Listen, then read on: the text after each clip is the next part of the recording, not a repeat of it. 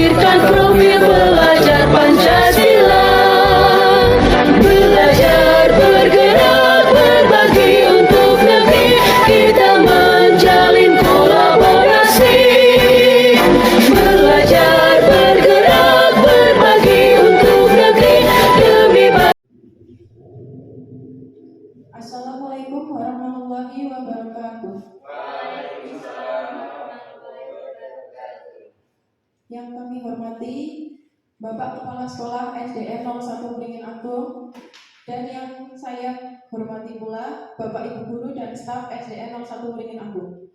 Yang pertama, marilah kita panjatkan puja dan puji syukur kehadirat Allah Subhanahu wa Ta'ala, sehingga hari ini kita dapat berkumpul dalam acara aksi nyata modul 1.4, diseminasi penyebaran pemahaman dan penerapan budaya positif. Pada acara kali ini, untuk susunan acara saya bacakan sebagai berikut. Yang pertama, pembukaan. Yang kedua ada acara inti. Yang ketiga, sesi tanya jawab. Dan yang terakhir, penutup. Yang pertama, marilah kita mengucapkan basmalah bersama-sama. Bismillahirrahmanirrahim. Kemudian acara selanjutnya ada acara inti, yaitu paparan pemahaman dan penerapan budaya positif di sekolah. Kepada Bapak Bahrul Ilmi SPD selaku pemateri dipersilakan.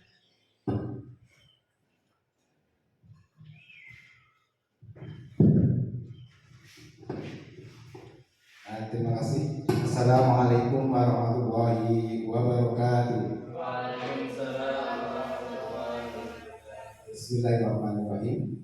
Yang kami hormati Bapak Kepala SD 01 Beringin Agung, yang kami hormati segenap Dewan Guru dan staf SDN 01 Beringin Agung.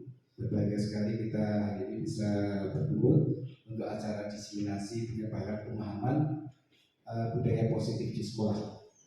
Pada kali ini saya akan memaparkan tentang budaya positif, ya. Selanjutnya akan kami uraikan sebagaimana tertera di dalam tayangan ini. Next, Pak. Sebelumnya saya ucapkan dulu selamat datang dan rasa terima kasih kepada kita semua yang berkenan meluangkan waktunya untuk menghadiri acara diseminasi ini. Mari kita belajar bersama, berkolaborasi, saling mendukung demi terwujudnya disiplin positif sekolah.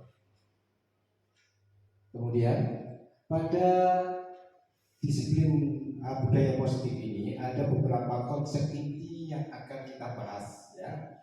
Dari yang pertama adalah perubahan paradigma belajar, kemudian disiplin positif, motivasi perilaku manusia, kemudian keyakinan kelas, kebutuhan dasar, nilai kebajikan, dan posisi kontrol restitusi. Ini nanti akan kita bahas satu persatu sehingga bisa menjadi pemahaman kita agar kita bisa mewujudkan budaya positif yang ada di sekolah kita nanti. Nah, pertama tentang perubahan paradigma belajar, ya. Perubahan paradigma belajar itu dirancang berdasarkan prinsip pembelajaran yang terdiferensiasi sehingga setiap siswa belajar sesuai dengan kebutuhan dari tahap perkembangannya untuk mewujudkan profil pelajar Pancasila. Karena nanti intinya adalah bahwa anak-anak kita itu bisa belajar sesuai dengan kebutuhan dan kodratnya secara kodrat alam dan kodrat zaman dan terwujudnya pelajar profil Pancasila.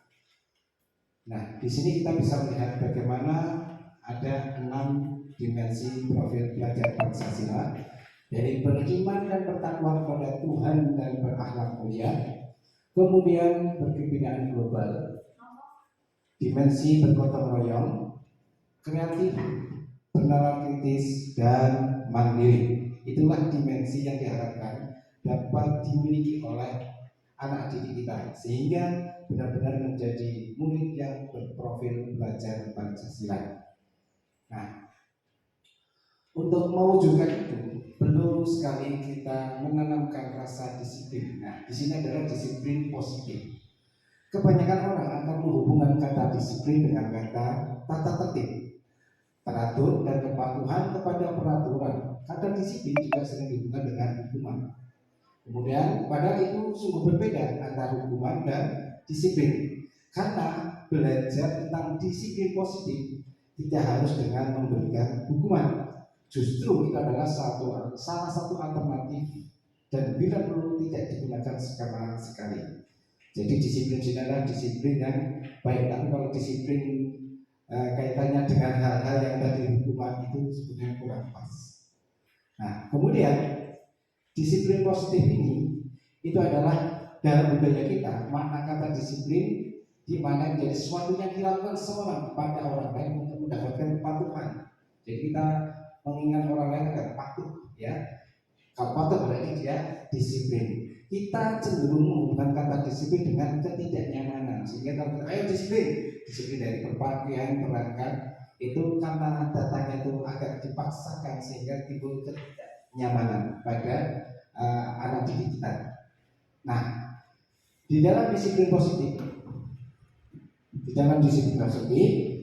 kita sebagai pendidik memiliki tujuan untuk apa? Menciptakan anak-anak yang memiliki disiplin diri, disiplin yang berasal dari dalam diri sendiri, sehingga mereka bisa berperilaku dengan mengacu pada nilai-nilai kebajikan universal dan memiliki motivasi intrinsik, bukan ekstrinsik. Jadi motivasi yang berasal dalam diri murid tersebut. Ketika motivasi itu datang dari diri, maka walaupun tidak ada paksaan, tidak ada himbauan, dia akan tetap bisa membekali dirinya, bisa memposisikan diri menjadi disiplin positif secara mandiri. Kemudian dalam disiplin positif, ya, ini pengertiannya adalah bisa diartikan sebagai salah satu cara untuk menerapkan disiplin yang bertujuan untuk menumbuhkan kesadaran serta memberdayakan anak untuk melakukan sesuatu tanpa embel-embel sokongan, ancaman maupun hukuman. Jadi ketika disiplin positif ini sudah dimiliki seorang anak, maka dia tidak akan terpengaruh, diancam ataupun dimarahi ataupun dihukum. Dia akan tetap bisa melaksanakan disiplin itu karena datangnya dari dalam diri sendiri, yaitu motivasi intrinsik. Kemudian dalam disiplin positif ini tujuannya itu banyak sekali. Antara tujuannya itu agar terbentuk murid-murid yang berkarakter, ya, mempunyai karakter yang baik, berdisiplin, santun, jujur, peduli, bertanggung jawab, dan merupakan pembelajaran sepanjang hayat, ya, sesuai dengan standar kompetisi lulusan yang diharapkan. Sehingga dengan tercapainya atau terwujudnya disiplin positif ini diharapkan anak ini benar-benar menjadi anak yang berkarakter yang baik, seperti tadi berprofil belajar Pancasila yang bisa menerapkan 6 dimensi dalam profil belajar Pancasila. Kemudian ketika tadi kita membahas tentang disiplin positif, dalam disiplin positif tersebut juga mengandung nilai-nilai kebijakan, ya. Apa itu nilai-nilai kebijakan? Adalah nilai yang disepakati bersama, lepas dari suku, bangsa, agama, bahasa maupun latar belakangnya. Ini disebut dengan nilai-nilai kebajikan, ya. Nah, kemudian nilai-nilai ini, ya, contoh dari nilai-nilai kebajikan ini bisa kita lihat yang ada di Indonesia ini adalah dalam profil belajar Pancasila. Kemudian ada yang dari IPO Primary Years Program PIP, dan juga ada 9 pilar karakter Indonesia Heritage Foundation atau IHF. Ini masing-masing contoh nilai kebajikan ini. Pertama, dari profil belajar Pancasila seperti tadi diterangkan ada 6, yaitu beriman, bertakwa pada Tuhan Yang Maha Esa, dan berakhlak mulia. Kemudian mandiri, bernalar kritis, berkepimpinan global, bergotong royong, dan kreatif. Itulah contoh nilai kebajikan yang ada di instansi sekolah, yaitu profil belajar Pancasila. Kemudian yang ada di PIP itu adalah sikap murid diharapkan bisa toleransi, mempunyai rasa hormat, punya integritas, dan mandiri, pandai menghargai, antusias, empati, keingintahuan, kreativitas, kerjasama, percaya diri, dan komitmen. Kemudian yang dari 9 pilar karakter itu ada bersama ini ya, cinta Tuhan, kemandirian dan tanggung jawab, kejujuran, diplomatis, hormat dan santun, suka menolong, percaya diri, bekerja keras, kepemimpinan dan keadilan, rendah hati, toleransi, dan kedamaian dan kesatuan. Inilah nilai-nilai kebajikan yang ada di beberapa instansi, salah satunya yang ada di instansi sekolah yang kita kenal dengan belajar profil Pancasila. Ya, itulah yang diharapkan. Mudah-mudahan anak didik kita itu bisa menerapkan nilai kebajikan tersebut dalam kehidupan sehari-hari, terutama di sekolah. Kemudian, di samping nilai-nilai kebajikan, setiap manusia atau anak didik kita itu pasti mempunyai kebutuhan. Dapat kita kelompokkan bahwa kebutuhan dasar manusia itu ada 5, yaitu kebutuhan bertahan hidup atau survival, kemudian kasih sayang dan rasa diterima, itu loving and bonding, kemudian kebebasan atau freedom, kesenangan dan penguasaan. Contohnya bagaimana? Bisa kita lihat apa bertahan hidup. Bertahan hidup ini, itu contohnya, itu contoh makan ya, makan, next body. Makan, minum, kesehatan, pakaian dan tempat tinggal. Ini cuma kebutuhan hidup. Kalau tanpa ini justru tentu kita akan merasa kesulitan. Bahkan kalau terkait dengan makan dan minum bisa menimbulkan kematian kalau tidak dipenuhi ya. Kemudian berikutnya ya, tentang kasih sayang. Lagi tentang kebutuhan dasar manusia. Tadi saya sebutkan bahwa kebutuhan dasar manusia atau murid maksud di dalamnya adalah ada 5, yaitu bertahan hidup. Contohnya adalah kebutuhan makan, minum, kesehatan, pakaian, tempat tinggal. Ini adalah kebutuhan pokok yang wajib dipenuhi agar kita bisa bertahan hidup atau survival. Kemudian yang kedua adalah kasih sayang dan rasa diterima. Ini ada kaitannya bahwa kita sebagai manusia yang hidup di masyarakat, kalau anak-anak berarti di sekolah, membutuhkan rasa diterima oleh sekitarnya, oleh lingkungan sosialnya, oleh teman-temannya. Kemudian dipedulikan, dia merasa dipedulikan, diperhatikan, agar merasa disayang juga, ya, merasa disayangi. Kemudian juga bisa berkelompok dengan temannya agar menjadi pribadi yang benar-benar terpenuhi rasa kasih sayang dan rasa diterima di lingkungan sekitarnya. Kemudian kebutuhan berikutnya adalah kebutuhan kebebasan atau freedom ya.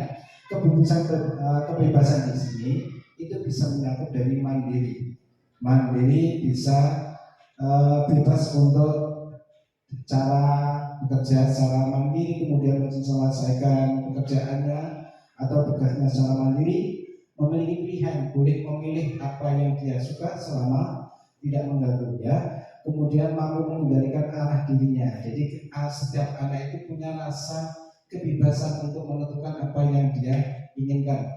Tentunya ini perlu didampingi oleh pendidik agar anak-anak ketika dia memenuhi kebutuhan hidup dasarnya berupa kebebasan, maka harus didampingi dan dibantu agar kebebasan anak tersebut tidak merugikan teman-temannya atau merugikan orang lain. Kemudian kesenangan. Kesenangan ini tentu saja sesuatu yang bisa menghibur dirinya. Bisa berupa dia bermain, humor, ketawa, kemudian saling melakukan kegiatan yang menimbulkan kesenangan di dalam diri ya. Biasanya kan anak di sekolah kan sering bermain, bercanda dengan teman. Itu salah satu pemenuhan kebutuhan dasar dirinya. Kalau justru anak tidak merasa bahagia atau fun di kelas, itu justru bisa menimbulkan salah satu kebutuhan dasarnya dari 5 ini tidak terpenuhi. Kemudian yang kelima adalah tentang penguasaan atau power. Itu seorang anak atau kita sendiri itu juga membuka kebutuhan dasar berupa penguasaan. Penguasaan di sini artinya bahwa dia bisa menunjukkan kemampuannya, misalkan untuk memimpin, diakui bahwa dia mampu untuk melakukan ini dan itu, misalkan memimpin temannya ataupun menyelesaikan sesuatu, dia percaya menyelesaikan sesuatu. Kemudian harga dirinya, dia merasa dihargai oleh orang lain karena apa? Karena prestasinya, karena kemampuannya, kemudian rasa tolerannya kepada rasa membantu temannya, dia bisa sehingga pendapatnya, dia punya pendapat, punya ide dan gagasan yang bisa dianggap dan didengar oleh orang lain. Dengan 5 kebutuhan dasar itu akan menjadikan seseorang bisa menjalankan kiprahnya atau kehidupannya di dalam kehidupan masyarakat kalau anak di sekolah sesuai dengan yang diharapkan, sehingga diharapkan dengan pemenuhan 5 kebutuhan itu tidak akan terjadi hal-hal yang tidak diinginkan. Kemudian, di dalam melakukan aktivitas sehari-hari, setiap manusia itu pasti punya motivasi, ya. Begitu juga dengan anak. Motivasi atau dorongan itu dapat kita kelompokkan menjadi 2, yaitu motivasi dalam bentuk eksternal atau dari luar, dan motivasi dalam bentuk internal atau intrinsik, kalau tadi ya, ekstrinsik dan intrinsik. Yang dari luar itu bisa dia anak-anak melakukan kegiatan itu karena motivasi satu untuk menghindari atau ketidaknyamanan hukuman, ya. Kemudian kedua untuk mendapatkan penghargaan atau imbalan dari orang lain. Kita sering kalau mungkin jenengan semua melakukan sesuatu karena ada sebab. Contoh ya, datang lebih pagi karena mau takut ditegur dan kesiangan, ya. Pulang juga lebih awal sesuai jamnya, karena kalau pulang duluan nanti ditegur oleh atasan. Juga anak-anak, rata-rata anak-anak itu kalau dia masih motivasinya internal, maka dia jantar pagi, dia menjalankan tugas semata-mata agar tidak ditegur oleh gurunya atau agar tidak dihukum oleh gurunya. Nah ini mudah-mudahan yang motivasi eksternal ini lambat-laun bisa berubah menjadi motivasi internal, yaitu motivasi yang menjadikan seorang ingin menghargai dirinya dengan nilai-nilai yang mereka percaya. Jadi dia itu kesadaran sendiri untuk berbuat baik atau melakukan hal-hal yang positif, tapi benar-benar kerelaan hati dari motivasi dalam dirinya sendiri. Nah inilah yang kita harapkan agar anak-anak nanti bisa mempunyai motivasi intrinsik. Nah kemudian, di sini di dalam kegiatan di sekolah pun kita bisa biasa melihat dengan mendengar istilah hukuman, konsekuensi, dan yang terbaru ini adalah yang mungkin kita agak asing di telah kita adalah restitusi. Masing-masing ini ada perbedaan, ya, walaupun pada hakikatnya mungkin terlihat sama, namun bisa kita lihat. Pertama hukuman itu sifatnya satu arah, ya, hanya dari satu arah, misalkan dari guru kepada siswa, atau dari atasan kepada bawahan, atau dari orang yang lebih kuat kepada yang lemah. Contoh ini tidak terencana. Jadi hukuman ini tiba-tiba orang yang direncanakan nanti tak hukum ya, tapi benar-benar dihukum karena sesuatu akibatnya sendiri. Kemudian murid tidak dilibatkan. Ketika dihukum murid tidak dilibatkan. Ayo, karena kamu sesuai dengan kesepakatan kita maka kamu hukum. Ini tidak. Kalau hukuman itu ya karena kamu bersalah dihukum. Contohnya dihukum, misalkan kalau misalnya berdiri di situ sambil panasan, ya. Kemudian berupa hukuman bisa fisik atau psikis. Nah ini kalau fisik itu kaitannya dengan jasmani, tenaga, ya. Fisik misalkan suruh push up, suruh keliling, ya. Ini bentuk hukuman berupa fisik atau psikis. Mungkin dengan dimarahi dengan mungkin kata-kata yang kurang enak didengar. Misalnya kamu ini bagaimana sudah dikasih tahu kayak gitu terus, ya. Bagaimana kita mengerjakan PR.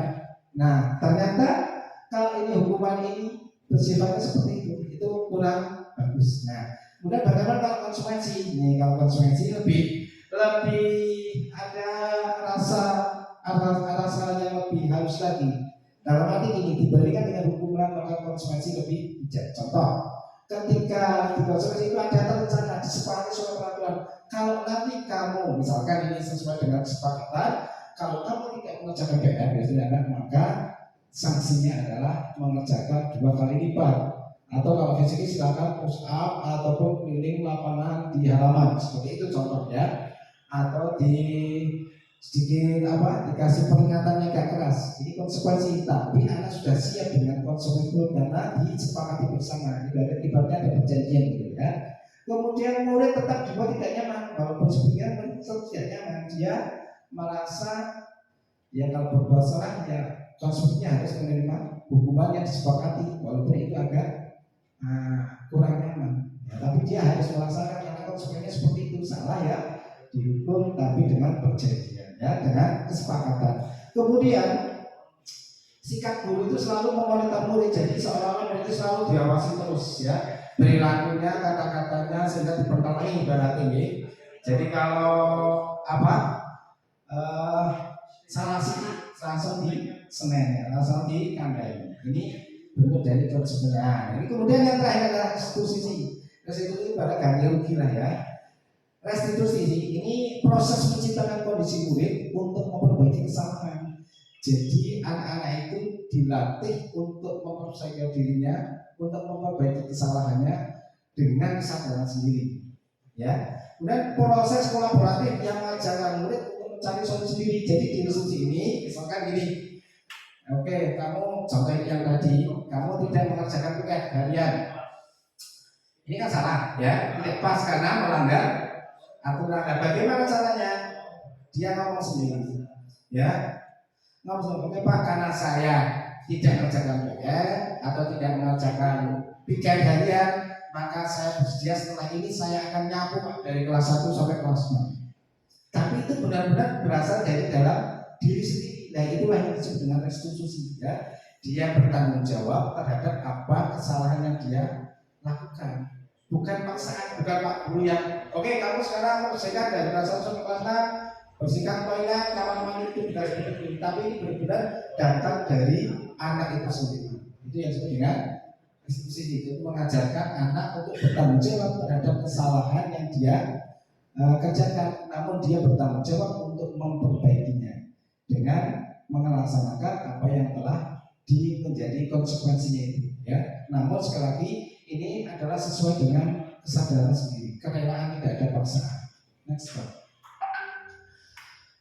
Nah, kemudian konsep disiplin dengan integritas gagal. Jadi kita sering disiplin tapi kok gagal. Nah, contohnya seperti ini, hukuman dan penghargaan. Ya. Nah, hukuman memang ya tadi seperti dijelaskan tadi ya. Hukuman itu kenapa disebut sebagai disiplin tapi gagal dengan ciri khas gagal. Kenapa? Karena hukuman itu menyakitkan, ya betul. Menyakitkan, tidak nyaman lah. Mau dihukum kok seneng ngomong, ya. Jarang sekali. Dan murid biasanya merasa takut kalau dihukum, ya. Dan sifatnya itu memaksa. Murid akhirnya apa? Karena menyembunyikan kesalahannya dan murid menjadi rendah diri kalau dihukum itu, apalagi hukum di depan kelas ya, sehingga malu ya. Kalau seperti kemarin itu dipocong ya. Ya, ini kalau betul hukuman agar anak menyadari. Nah, ini hal seperti ini sebenarnya karena hukuman itu berakibat tidak baik. Tapi kalau tidak hukum Pak malah jadi Pak malah ya. Nanti ada caranya, nanti yang berkenaan dengan segitiga restitusi. Nanti kita akan sampai pada hal tersebut. Kemudian penghargaan. Ternyata Bapak Ibu, memberi penghargaan itu tidak selamanya bagus. Ya. Ini yang mungkin saya juga baru mengenal ternyata memberi penghargaan itu ternyata banyak dampak negatifnya. Loh kok Pak? Ya, makanya ini dilihat ya. Kenapa? Karena tidak efektif. Biasanya, oke, kamu mengerjakan tugas ini, nanti Pak Guru kasih hadiah. Nah, ini sebenarnya memberi penghargaan ketika dia berhasil menyelesaikan tugas. Nanti kalau seperti itu terus, anak itu akan tergantung. Kalau dikasih hadiah, tetap bekerja. Nanti kelamaan kalau tidak ada yang kasih hadiah, akhirnya dia malas. Kalau tidak ada yang kasih hadiah, kemudian juga merusak hubungan ini. Pak, punya penghargaan kamu harus buat contoh di kelas ini. Wah, bagus ya. Ini contoh ini seperti si Andi ini ya. Wis pinter ya. Sekarang ini kelihatannya bagus. Mungkin dia senang. Temannya apakah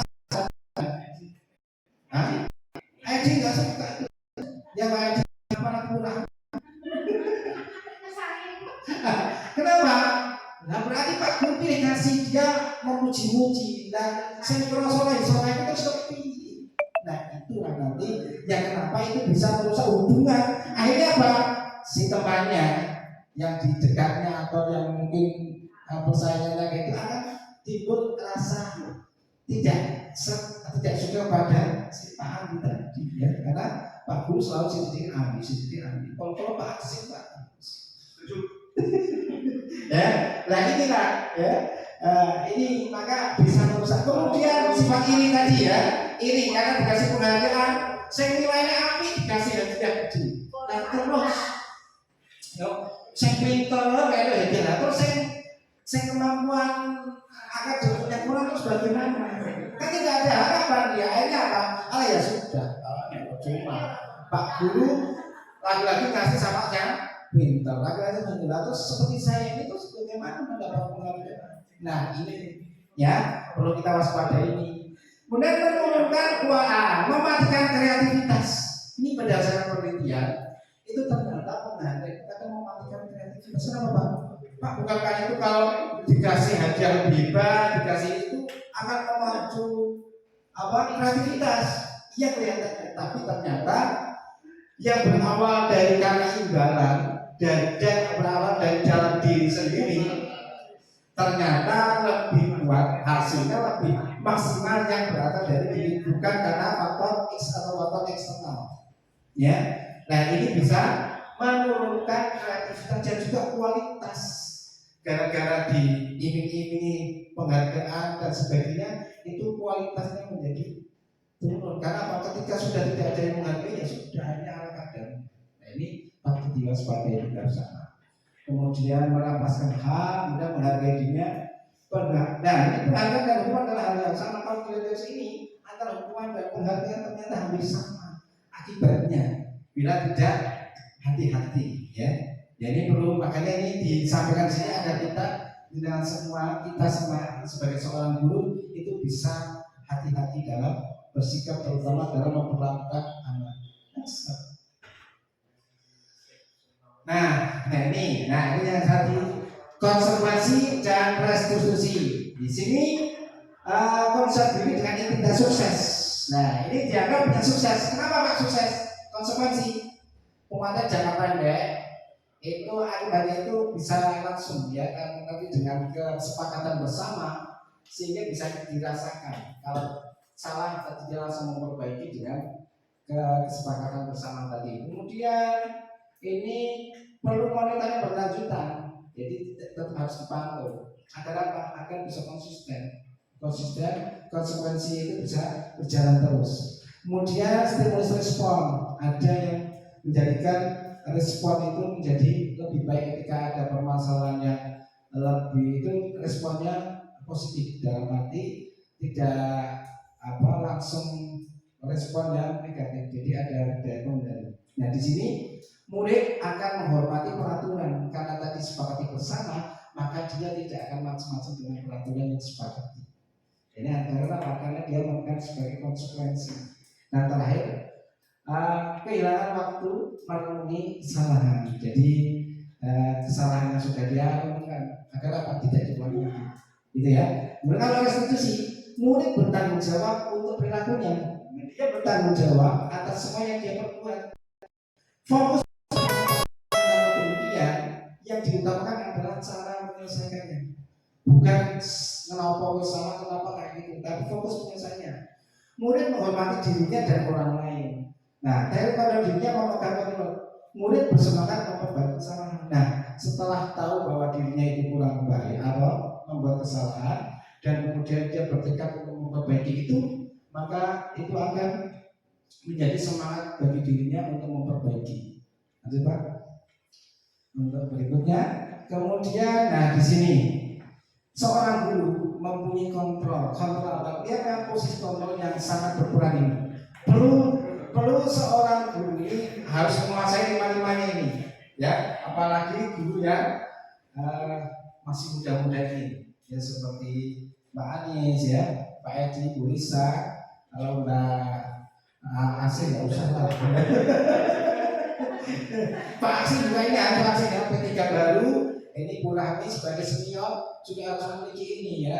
Mungkin sebetulnya di dalam sekolah itu sudah mengetahui ini semua, namun kadang belum mempraktekannya atau mempraktekannya tapi aturan apa alurnya kurang pas. Contohnya ya sebagai hukum ya, bagaimana penghukum nanti kita cek sampai apa kita. Kemudian membuat merasa bersalah, contohnya bagaimana nanti kita jelaskan lagi. Kemudian manajer teman pemantau dari kelima posisi ini nanti diharapkan juga bisa menjadi posisi manajer. Next lagi Pak. Nah, ini contoh dari 5 penerapan posisi kontrol. Ini ada kasus siswa tidak mengerjakan tiket harian. Ya, kalau jenengan sebagai posisi sebagai penghukum, yaitu memberi hukuman, ya salah dihukum. Nah, ini contohnya langsung disuruh membersihkan toilet dan kamar mandi sekolah. Gelem ora gelem, mau tak mau, ya harus kerjakan. Atau kalau perlu, kalau ini kurang mampu, bersihkan semua seluruh kelas karena dia tidak mengerjakan piket harian. Teman-temannya piket, dia tidak piket. Nah ini kalau jelas sebagai posisi penghukum maka bisa langsung menghukum. Tapi bagaimana kalau posisinya sebagai pembuat merasa bersalah? Karena ada tadi ya penghukum dan pembuat merasa bersalah, maka guru tersebut bisa ngomong, Bapak, berapa kali Bapak Ibu menunjukkan kamu selalu saja mengecewakan Bapak Guru. Jadi ini saya sudah ngomong berkali-kali, kenapa kamu melakukan tersebut? Apa kamu tidak kasihan sama Bapakmu? Nah, akhirnya anak itu merasa bersalah. Jadi ngomong-ngomong sadar, kenapa ini kemarin kayak gini? Kamu melakukan lagi terus yang mau kamu apa? Kamu ingin memperlakukan Bapak Ibu karena aku adalah wali kelasmu. Kamu coba kalau kamu seperti itu, nanti dikira sama Pak Guru tidak bisa mendidik kamu menjadi anak yang baik. Nah itu ngomong ya. Nah, itu dia merasa bersalah. Nah itu kalau anak merasa bersalah dan merasa bersalah itu songko dan itu bisa berakibat fatal. Maka di sini guru harus bisa memposisikan diri sebagai kontrol yang baik. Lanjut. Kemudian bagaimana posisi guru ketika sebagai teman? Nah ini mungkin dengan menganggap teman itu bagus ya, anak-anak merasa nyaman. Contoh ini, ayo dong ikuti tata tertib saya. Tolong ya, bantu Bapak biar nyaman semua. Bicara kasarnya, ya udah, tidak pikir nggak apa-apa. Nanti Bapak bantu bersihkan ruangan yang kotor, ya. Nggak apa-apa ya, karena kamu mungkin capek ya, jadi nggak apa-apa. Kamu tenang saja. Nanti Pak Guru bantu membersihkan. Tapi besok jangan diulang lagi ya. Kelihatannya baik ya, teman, karena menganggap teman. Ternyata dia nanti tidak seperti itu Bapak. Kenapa Pak? Dia mungkin hanya seperti dengan satu begitu, tapi dengan guru lain tidak ada Pak Guru itu ya, tidak ada Pak Andi. Kalau Andi orangnya biasa ya apa-apa. Ini Pak Edi, sedikit-sedikit saya dimarahin. Nah, ya itu kurangnya sama saja itu, marah terus. Nah, dia akan selalu membandingkan dan tergantung kepada guru tadi. Iya, jadi dia merasa diayomi oleh guru tersebut, hanya dia tergantung pada satu guru. Ya ia merasa teman, tapi itu tidak mendidik dan menjadikan ketergantungan. Nah, kemudian kalau pemantau, kamu sudah melanggar peraturan sekolah dan tahu konsekuensinya. Setelah kamu membersihkan ruangan kamu, ya, kamu sebagai ganti tidak usah kamu segera bersihkan ruangan kelasmu sebagai ganti, tidak piket dan jangan diulangi lagi. Nah, pantau jadi selalu mantau ya. Di telok kayak kamu piket segera laksanakan. Bukan ini. Besok kemana jadi balik ini? Lanjut Pak. Nah, disinilah yang terakhir sebagai posisi manajer ya. Nah ini manajer, seorang manajer. Posisi kontrol yang diharapkan bagi Bapak dan Ibu guru untuk menerapkan ini setiap ada permasalahan yang dihadapi oleh anak. Contoh ini, apakah kamu tahu kesalahanmu? Kira-kira bagaimana kamu memperbaiki kesalahan? Apa rencana kamu untuk memperbaiki hal ini? Jadi guru itu tanya, oke kamu salah ya, sudah tidak apa-apa. Tapi kenapa kamu bisa berbuat seperti itu? Jadi takut, orang langsung mengatakan, Pak Guru sebab saya tadi nggak dekat karena kesiangan. Kenapa kesiangan? Karena saya suruh ngomong adiknya mewek, adiknya lagi masak, kemudian cuci, saya disuruh nungguin sehingga saya terlambat, saya tidak bisa. Nah, anak itu merasa dihargai ketika dia mengungkapkan alasannya kenapa dia terlambat. Nah, di sini guru itu mendengarkan, tidak langsung menghakimi, apalagi menyalahkan. Dia mungkin akan melakukan tidak apa-apa, tapi nanti walaupun demikian kamu tetap melanggar apa? Yaitu berangkat atau tidak melakukan pikir. Dan berarti nanti bagaimana agar kamu tidak melanggar dengan meninggalkan pekerjaan? Nah, itu nanti berarti akan ditanya untuk mencari jawaban sendiri, tentunya dengan kerelaan hati. Nah, pada posisi manajer, guru akan mengembalikan tanggung jawab pada murid tersebut untuk mencari jalan keluarnya, tentu dengan mengganggu. Jadi contohnya seperti tadi tidak ditanyakan kenapa alasannya, dia menjawab alasannya ini. Kemudian oke lah, kalau yang ngomong, siapa tahu dari itu salah Pak Guru. Nah, terus bagaimana? Ya udah besok saya tidak akan mengulang lagi, ya. Saya atau bagaimana agar tidak terlambat, agar tidak tertinggal mengerjakan, saya akan berangkat lebih pagi lagi dan nanti saya akan ngomong ibu agar saya bisa langsung berangkat, tidak usah nunggu adik. Nanti kalau ada rewel biar bapak, ya.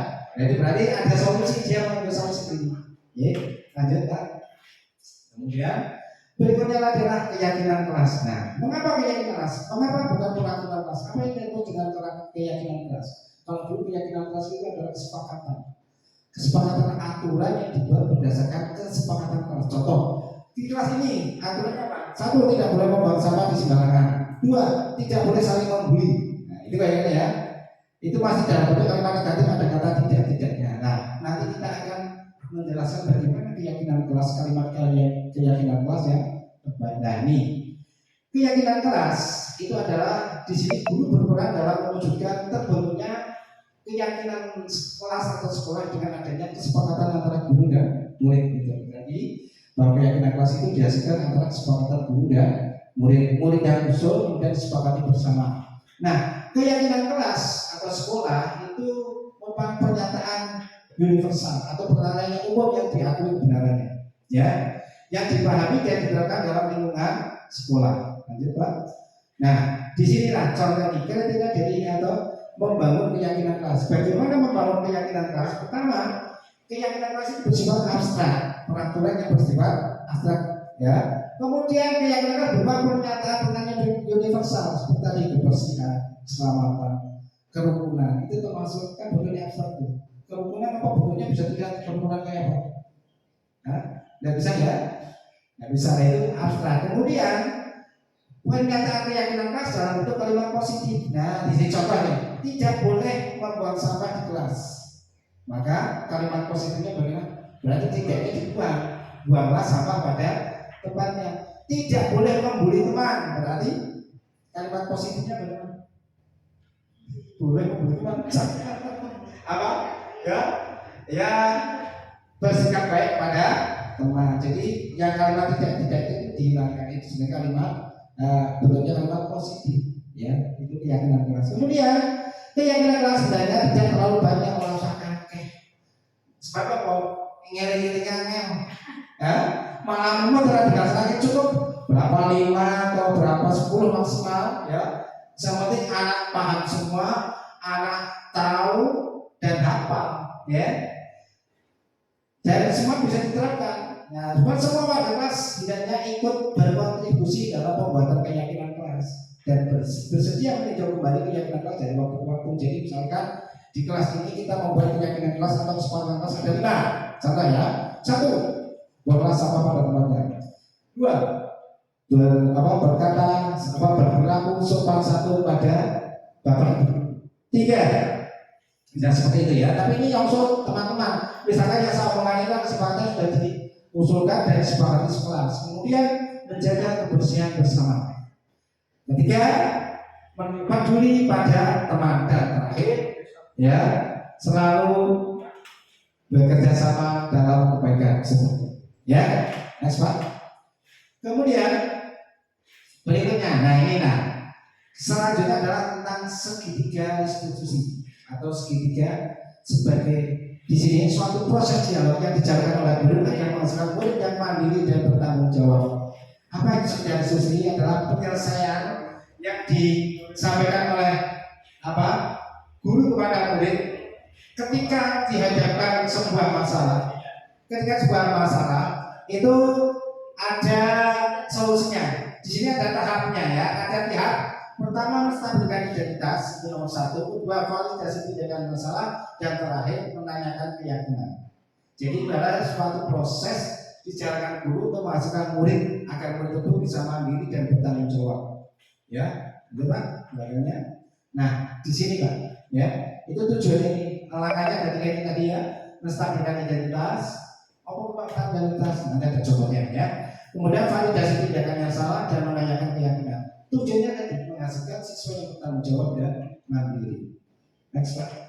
Nah, disinilah apa termasuk validasi tindakan yang salah ini? Oposisi tindakan salah. Contohnya ini, berdasarkan prinsip setiap perilaku berupaya memenuhi suatu kebutuhan tertentu. Jadi setiap orang itu melakukan apa itu tujuannya dengan memenuhi kebutuhan. Vaksin misalnya ini atau ngantuk misalnya, itu karena kebutuhan apa? Kurang tidur misalnya. Bu AC kalau potongnya kucuk-kucuk itu berarti gimana? Berarti ingin makan, ya. Nah ini Lisa ya. Tadi itu masih yang ketawa, ternyata dia masih butuh perhatian, ya. Butuh perhatian. Ya. Nah inilah upaya untuk memenuhi suatu kebutuhan. Nah di sini kalimat yang bisa diungkapkan ketika validasi tindakan yang salah. Nah, ini kok kelihatan Pak tadi menstabilkan identitas dulu Pak. Kelihatan. Nah ini dulu Pak. Nah ini dulu saya tadi ya. Makanya kalau dulu ini ya, menstabilkan identitas. Tak ulangi lagi ya. Berdasarkan prinsip membuat kesalahan adalah bagian dari proses terjadi ini. Ya. Jadi di sini ya, apa ya? Menstabilkan identitas ini.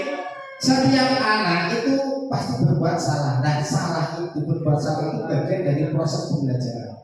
Jika berbuat salah itu wajar, karena itu proses itu juga pernah berbuat salah. Tapi nek salah terus itu juga lapor berproses. Kenapa apa?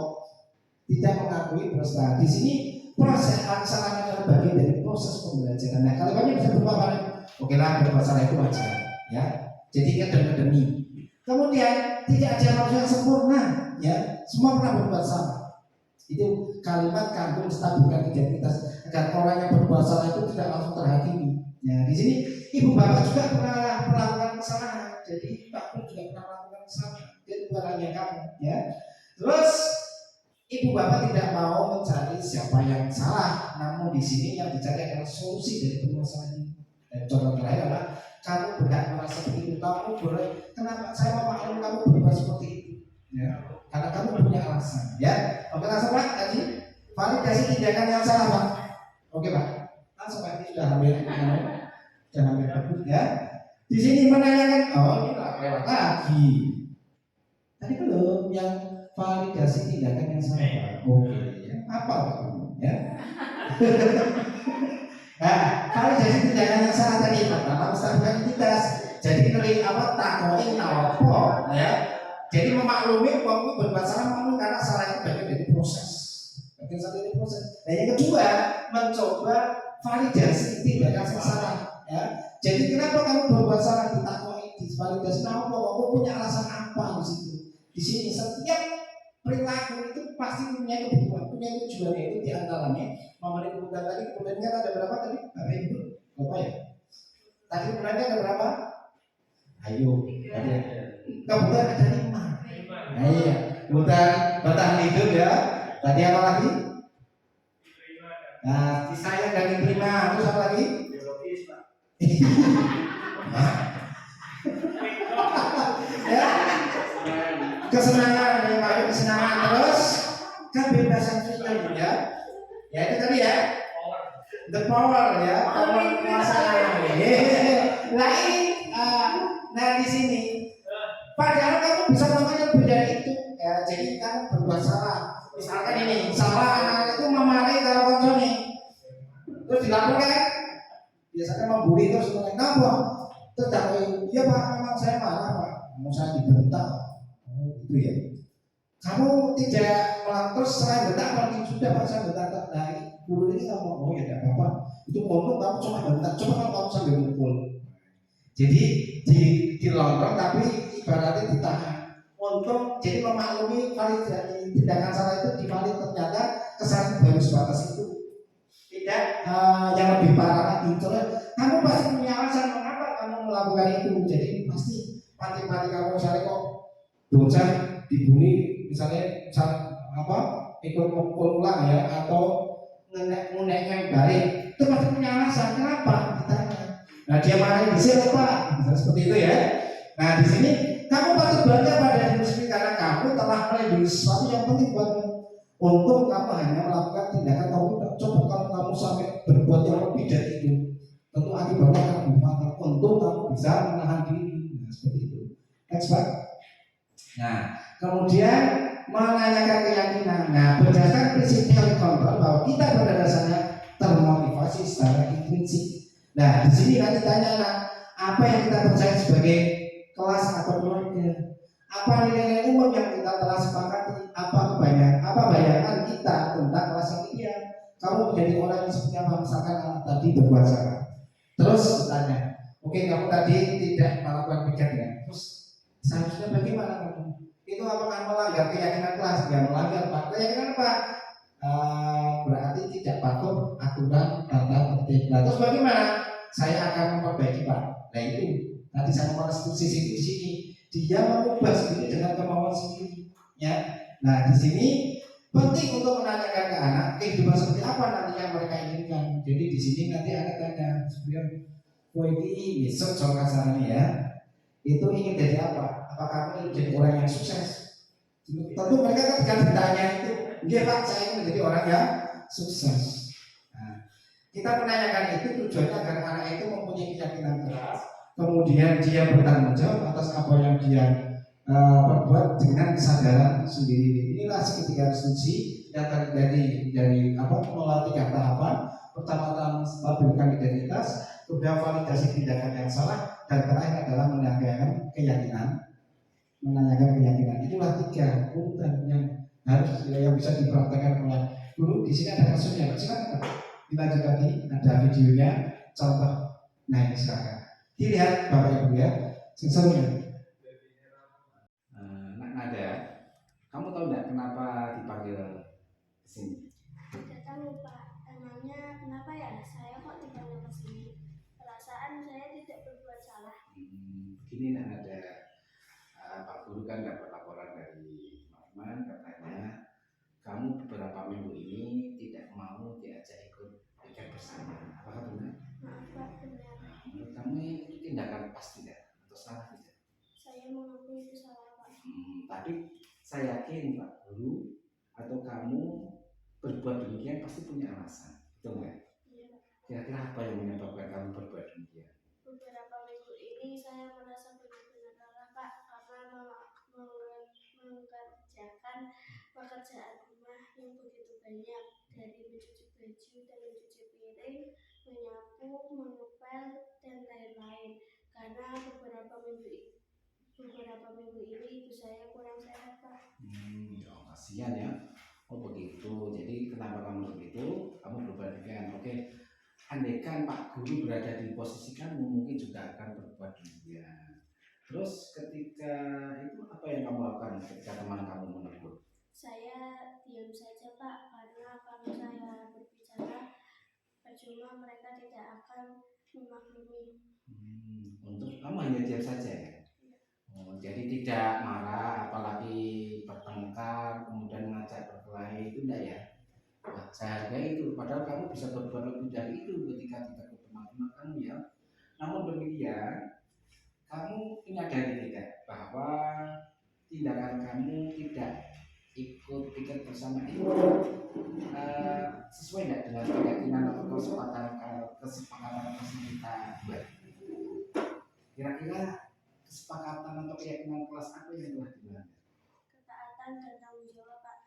Iya betul sekali ya. Itu ketaatan dan tanggung jawab itu sangat penting ya, dan itu sudah menjadi salah satu dari keyakinan di kelas kita. Penting tidak menurut kamu tadi? Penting Pak. Nah, kalau penting ya. Kira-kira apa yang akan kamu lakukan ketika kamu mengabaikan itu? Menaatinya dan menjunjung tinggi nilai tanggung jawab bersama.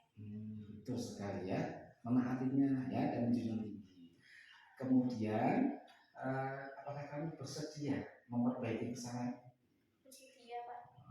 Bersedia dengan sukarela, Iya, Pak. tidak ada tekanan ya. Oke, demi kebaikan bersama ya. Dan mudah-mudahan kamu bisa memperbaiki itu dan kita bersama-sama menjaga keyakinan kelas itu tetap terjalin dengan terus. Ya, dan Pak pun juga doakan semoga ibumu cepat sembuh ya dan kamu bisa beraktivitas kembali. Oke, terima kasih anak tadi ya. Oke, silakan boleh kembali ke kelas dan biasa ya. Terima kasih. Nama saya Nadia, saya dari kelas 6. Saya sangat senang diajak berdiskusi oleh Pak Guru untuk menyelesaikan masalah dengan cara memperbaiki diri secara sukarela. Terima kasih. Ya, bagus.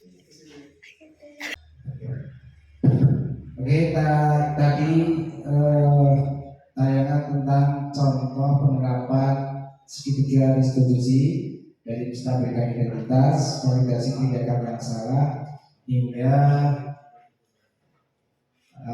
menanyakan keyakinan. Ya, berikut sebagai kata penutup di sini adalah bahwa dalam penerapan program disiplin positif, seyogyanya seorang guru memiliki standar kompetensi kepribadian, profesional dan sosial yang baik, di mana seorang guru diharapkan mampu merefleksikan dirinya dalam posisi kontrol saat ini. Bagaimana perjalanan dirinya sebagai seorang makmum atau manajer yang menuntut murid-muridnya menjadi insan yang mandiri, merdeka dan bertanggung jawab.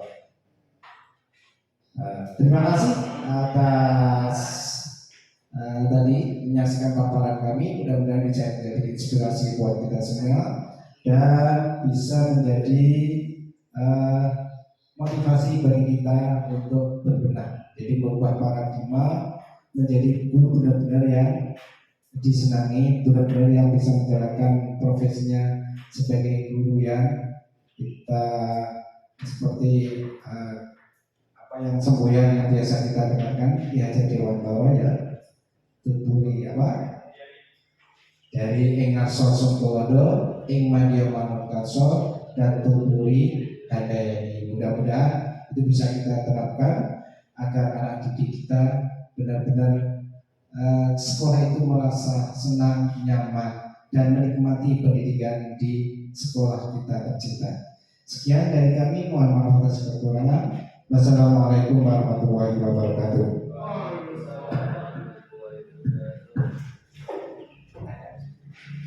Terima kasih kepada Bapak Badrul Ilmi yang telah menyampaikan materinya. Kemudian acara selanjutnya yaitu sesi tanya jawab. Kepada Bapak Ibu diberikan kesempatan untuk mengajukan pertanyaan atas paparan tadi yang telah disampaikan. Silakan.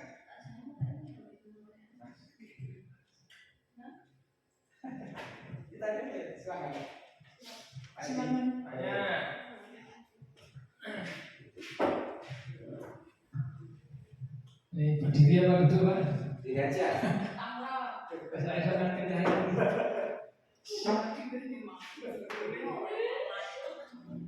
Oke baik, terima kasih atas paparan dari Bapak Guru ini. Yang ingin saya tanyakan, ini kalau secara teori memang bagus sekali ya perbedaan antara hukuman, konsekuensi, dan industri. Nah, saya kok akan prostitusi gitu. Angel, kan bahaya lah. Jadi dalam kehidupan nyata, realnya Pak, ini kalau ya sebenarnya bagus dipraktekkan ya. Cuman yang jadi pengalaman saya, ini dari antara ini kok nggak mempan kalau kita perlakukan siswa dengan cara halus, diperhalus, apalagi diganti dengan istilah, misalnya beda istilah. Jadi wah susah sekali menangani. Makanya saya kadang-kadang ya kalau menangani anak sok kadang rotok-rotok militer kayak gitu, itu versi saya. Tapi ya telepon dari Pak ini sendiri bagaimana menjelaskan solusinya supaya apa saya bisa merubah paradigma saya nanti atau bagaimana? Supaya lebih ikhlas. Matur nuwun.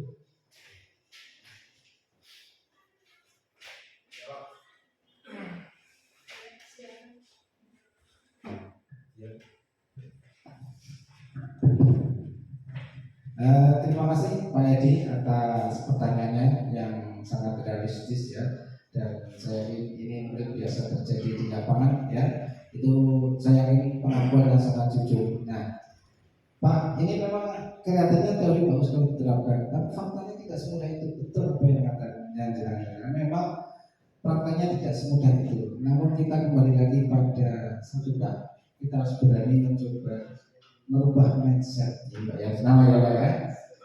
Jangan asumsi. Kalau asumsi itu sesuatu yang sudah diyakini itu pasti. Nah, kita ada sesuatu yang baru, kita harus berubah, terbuka, merubah mindset. Maka di sini kita ada merubah paradigma ya. Di sini ada ya paradigma baru tentang di antara juga tadi kita lihat tentang posisi kontrol. Nah, posisi kontrol di sini tadi ada 5 ya. Ada sebagai penghukum, teman, ya, kemudian apalagi manajer ya, pemantau. Nah di sini diharapkan dengan itu bisa menjadi posisi seorang manajer. Nah, memang tidak semudah memutar balikan tangan, butuh proses, Pak. Betul sekali. Namun intinya kita mau nggak merubah sedikit demi sedikit. Tidak, memang nggak instan, semuanya butuh proses. Karena tadi semua mengalami proses.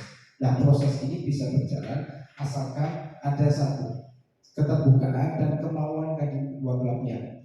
Kita jangan serta merta selalu mengkambing hitamkan ya, menghintarkan pihak murid.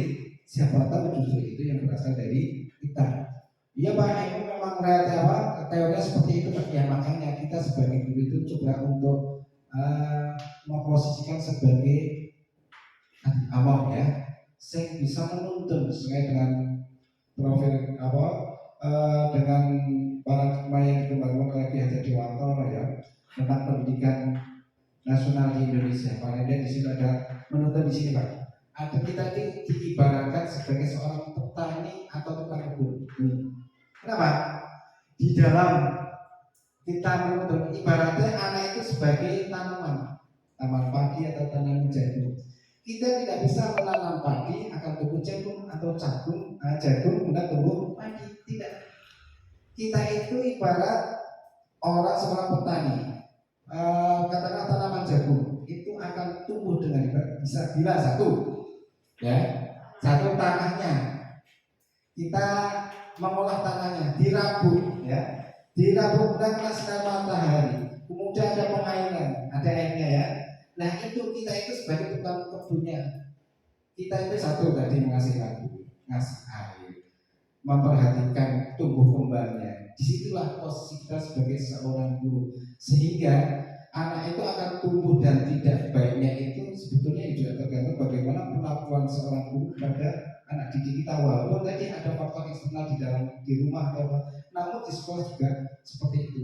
Jadi kita kasih pendidikan, kasih pendekatan, kemudian kita kasih laporan, berarti kasih motivasi, kasih omongan yang membangkitkan, kemudian kasih sinar matahari ya, mungkin pencerahan, tidak seperti itu.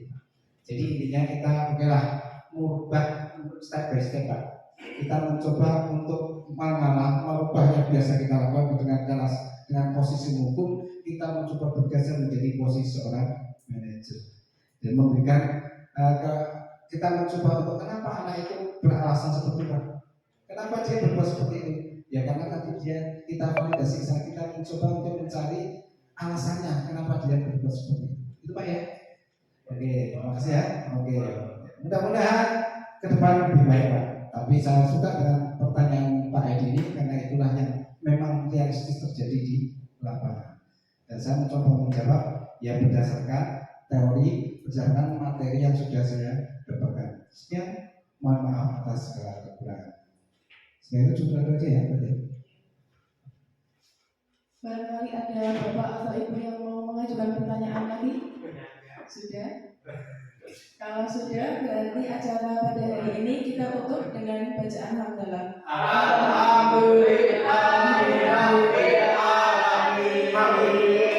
Terima kasih atas kehadiran Bapak Ibu. Saya selaku pembawa acara, mohon maaf atas segala kekurangan. Wabillahi taufiq wal hidayah. Wassalamualaikum warahmatullahi wabarakatuh.